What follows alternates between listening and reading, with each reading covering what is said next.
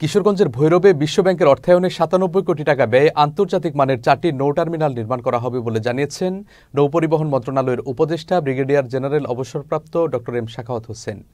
আগামী বছরের ডিসেম্বরের মধ্যে কাজ শেষ করার লক্ষ্যে প্রস্তুতি চলছে বলেও জানান তিনি। সাখাওয়াত হোসেন বলেন, বিশ্বব্যাংকের প্রজেক্টের মধ্যে ভৈরব একটি বড় প্রজেক্ট, যা আন্তর্জাতিকভাবে টেন্ডার হবে কয়েকদিনের মধ্যে। এখানে জেটির কাজ করতে গিয়ে নদীর পাড়ের দোকানদারদের মালিকানার সঠিক কাগজপত্র থাকলে ক্ষতিপূরণ দেয়া হবে। যাদের কাগজ নেই তাদের বিষয়ে বিবেচনা করা হবে। এখানে একটা জটিলতা আছে সামান্য, ওটা মসজিদ আছে। মসজিদ কমিটিকে বলা হয়েছে জায়গা দেখার জন্য, অন্য কোনো জায়গা দেখার এই মসজিদ আরো সুন্দর করে বানিয়ে দেওয়া হবে। সুন্দরটা হলে এই জায়গাটা যে একটা বাণিজ্যিক সুবিধা হবে, বাণিজ্যিক অলরেডি হচ্ছে। হ্যাঁ, একটা হবে, এটা হবে যে 10 লাখ প্রায় 10 লাখ মেট্রিক টন আমাদের মালামাল ওঠানামা করবে।